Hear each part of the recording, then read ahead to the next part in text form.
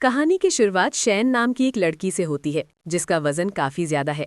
शैन ज्यादातर समय अपने कमरे में रहती है और ऑनलाइन एक म्यूजिक प्रोग्राम चलाती है जहां वो अपनी मीठी आवाज से लोगों को सुकून देती है। उसका सपना बहुत बड़ा नहीं है, वो बस हाई स्कूल से ग्रेजुएट होना चाहती है ताकि उसके बाद वो अपनी दुनिया में शांति से रह सके, बिना किसी के तानों और सवालों के।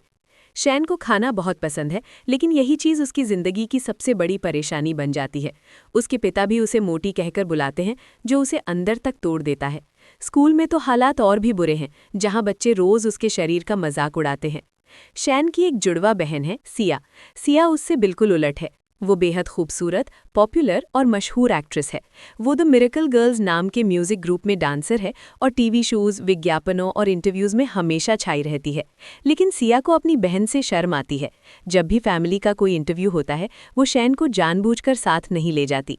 शैन सही कहती है कि कैमरों के सामने सिया बहुत मासूम और प्यारी दिखती है, लेकिन असल जिंदगी में वो एक दोहरे चेहरे वाली लड़की है। इसी वजह से दोनों बहनों के बीच अक्सर झगड़े होते रहते हैं। शैन स्कूल जाती है, जहां हमेशा की तरह उसका मजाक उड़ाया जाता है। उसे गियोक नाम का एक लड़का पसंद है, जिसे वो मिडिल स्कूल से चाहती आई है। लेकिन गियोक उसे कभी भाव नहीं देता। वो घमंडी है और अपने दोस्तों के साथ मिलकर शैन को परेशान करता है।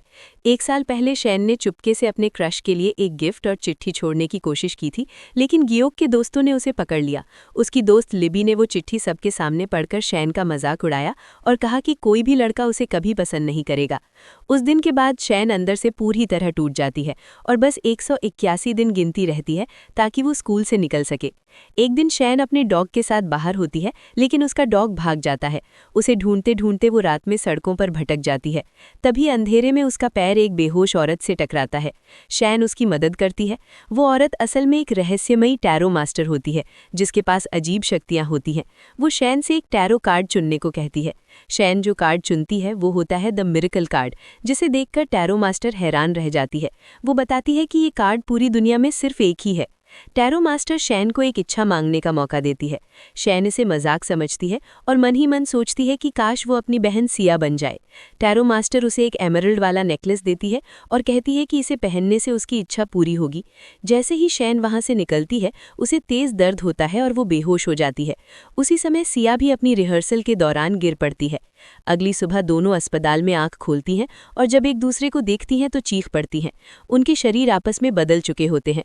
घबराकर वे सब कुछ ठीक करने की कोशिश करती हैं, लेकिन कुछ भी काम नहीं करता। टैरो मास्टर 1 महीने की छुट्टियों पर जा चुकी होती है, इसलिए मजबूरी में दोनों को एक दूसरे की जिंदगी जीनी पड़ती है। अब शैन, जो सिया के शरीर में है, पहली बार स्टेज, कैमरों और फैंस की दुनिया में कदम रखती है। शुरुआत में वो घबरा जाती है और रिहर्सल बिगाड़ देती है। सब उसे डांटते हैं और वो बाथरूम में बैठकर रोने लगती है। लेकिन धीरे धीरे उसे एहसास होता है कि वो बचपन से ही अकेले कमरे में डांस और सिंगिंग की प्रैक्टिस करती आई है। पहले लाइव शो में वो इतना शानदार परफॉर्म करती है कि सब दंग रह जाते हैं। मशहूर सिंगर जियोन, जो पहले सिया को सिर्फ बाहरी खूबसूरती समझता था, उसकी आवाज़ से दिल हार बैठता है। वहीं दूसरी तरफ सिया, जो शैन की बॉडी में है, पहली बार स्कूल की असली सच्चाई देखती है। वो शैन की डायरी पढ़ती है और जानती है कि उसकी बहन ने कितनी तकलीफ सही है।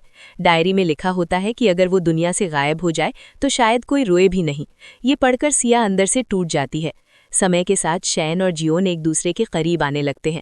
दोनों साथ गाने लिखते हैं और प्यार में पड़ जाते हैं, लेकिन शैन जानती है कि ये रिश्ता झूठी पहचान पर टिका है। जब सिया को ये बात पता चलती है तो दोनों बहनों के बीच बड़ा झगड़ा हो जाता है। एक दिन एक हादसा होता है जिसमें सिया की जान खतरे में पड़ जाती है। शैन बिना सोचे समझे उसे बचाने के लिए दौड़ पड़ती है। उसी कुर्बानी के बाद सब कुछ बदल जाता है। शैन वापस अपने असली शरीर में लौट आती है। अब शैन पहले जैसी डली हुई लड़की नहीं रहती। वो फिर से अपना ऑनलाइन शो शुरू करती है, ऑडिशन देती है और खुद पर भरोसा करना सीखती है। जियोन एक डुएट सिंगर के लिए ऑडिशन रखता है। जब शैन गाना शुरू करती है तो जियोन को सब याद आ जाता है। उसे समझ आ जाता है कि जिसे वो ढूंढ रहा था वो लड़की हमेशा वही थी।